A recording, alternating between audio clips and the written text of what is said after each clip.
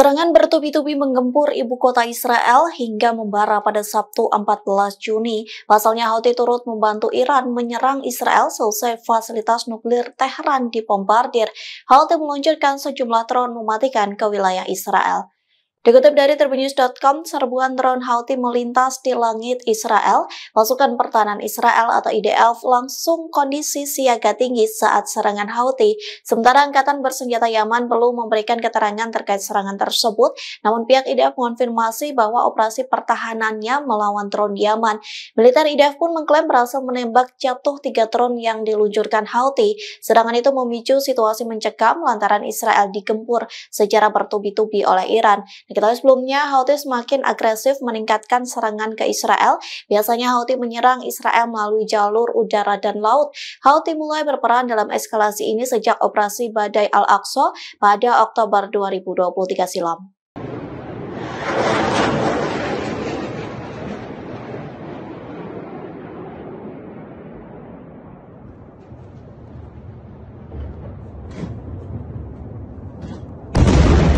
Rudal balistik Iran menargetkan markas besar militer pertahanan Israel atau IDF hingga kantor Kementerian Pertahanan pada Sabtu 14 Juni. Tak hanya itu, ledakan besar terus terdengar di seluruh wilayah Tel Aviv buntut serangan membabi buta dari Iran. Dikutip dari Tribunnews.com, rudal balistik Iran menghantam di sekitar Kiryat, area yang berada di Tel Aviv. Beredar pula video yang memperlihatkan rudal balistik Tehran melintas di langit Israel. Serangan itu mengakibatkan gedung-gedung penjagar langit hancur. Terlebih di kawasan Kiryat terdapat markas besar militer IDF dan kantor Kemenhan. Beberapa proyektil pencegat tampak diluncurkan Israel dari tanah menuju langit. Proyektil itu mencegat rudal-rudal yang diluncurkan Iran, namun tak lama kemudian terlihat sebuah rudal menghantam tanah hingga menyebabkan ledakan besar. Dentuman keras pun terdengar di seluruh wilayah Tel Aviv.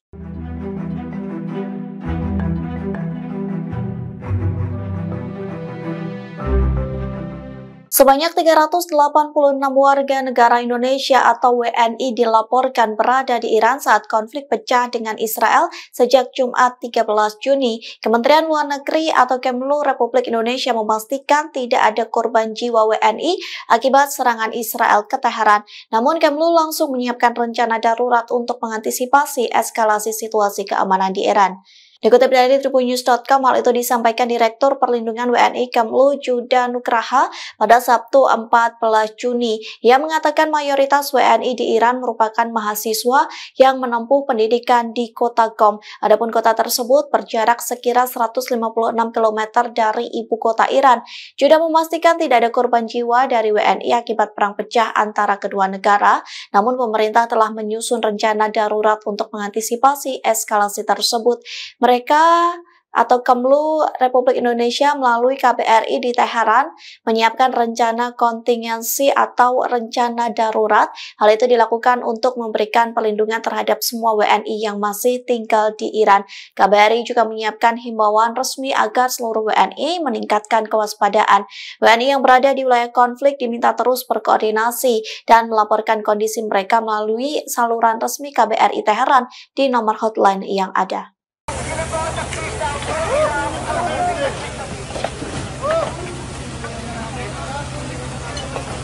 Suasana mencekam saat Tel Aviv dihujani rudal Iran pada Sabtu 14 Juni lantaran terdengar gemuruh dan dentuman yang beriringan dengan ledakan dahsyat.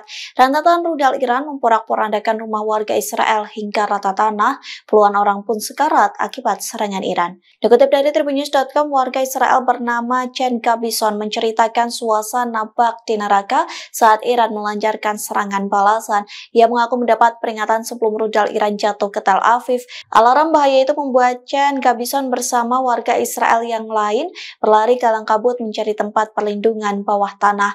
Meski mereka berhasil sembunyi, namun suasana mencekam itu masih menyelimuti. Gabison mengaku ledakan besar terdengar hingga suara dentuman keras, bahkan guncangan hebat di Tel Aviv yang mengakibatkan rumah-rumah warga hancur lebur. The Times of Israel melaporkan setidaknya 63 warga Tel Aviv dan Ramat Gan terluka, bahkan serangan Iran juga mengakibatkan 3 orang tewas.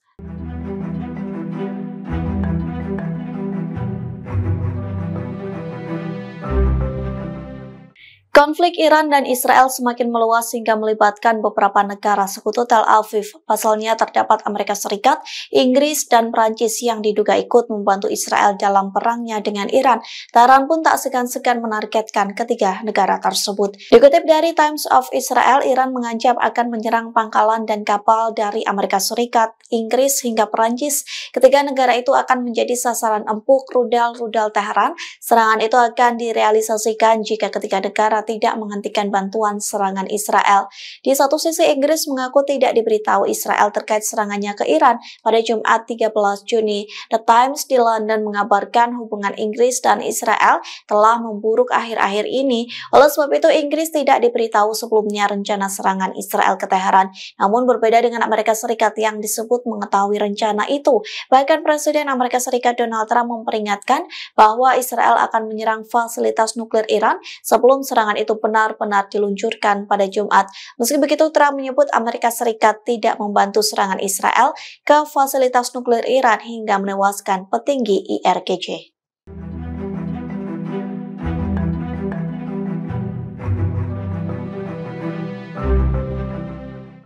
Keberhasilan serangan Israel ke Iran pada Jumat 13 Juni tak lepas dari agen rahasia Israel Mossad yang menyusup Tehran. Bahkan Mossad disebut menjadikan Iran sebagai taman bermain sehingga Israel mampu melancarkan serangan dan menargetkan fasilitas nuklir. Dikutip dari Kompas.com, hal itu disampaikan seorang peneliti Amerika Serikat, Holly Deggers, yang mengatakan mata-mata Israel yakni agen Mossad sudah berada di Iran sebelum Israel melancarkan serangannya. Deggers menyebut Mossad telah mengubah Iran seperti taman bermain mereka selama bertahun-tahun. Oleh sebab itu, Israel membuktikan berkali-kali mereka selalu berada di atas angin dalam perang bayangan dengan Teheran. Bahkan Israel mampu menyabotase fasilitas nuklir Iran dan membunuh ilmuwan nuklir.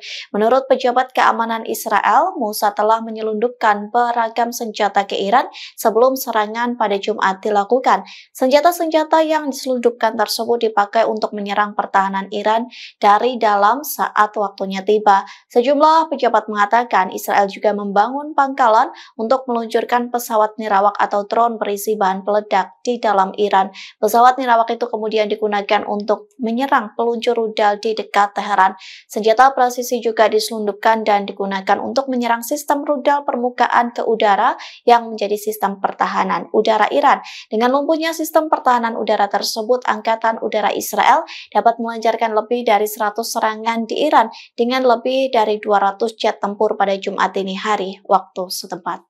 Pasukan Pertahanan Israel atau IDF seolah sedang menunjukkan keberhasilannya menyerang Iran. Pasalnya IDF baru saja merilis rekaman video pada Sabtu 14 Juni yang memperlihatkan militer Israel menyerang Teheran. Dalam video itu dinarasikan IDF menghancurkan peluncur rudal balistik Iran dalam serangan udara. Adapun ledakan dahsyat menyelimuti peluncur rudal balistik Iran dalam sekali serangan IDF. Angkatan Udara Israel memiliki tujuan tersendiri dalam serangan itu. Militer IDF ingin menggagalkan upaya Iran untuk meluncurkan serangan rudal balistik lebih lanjut ke Israel.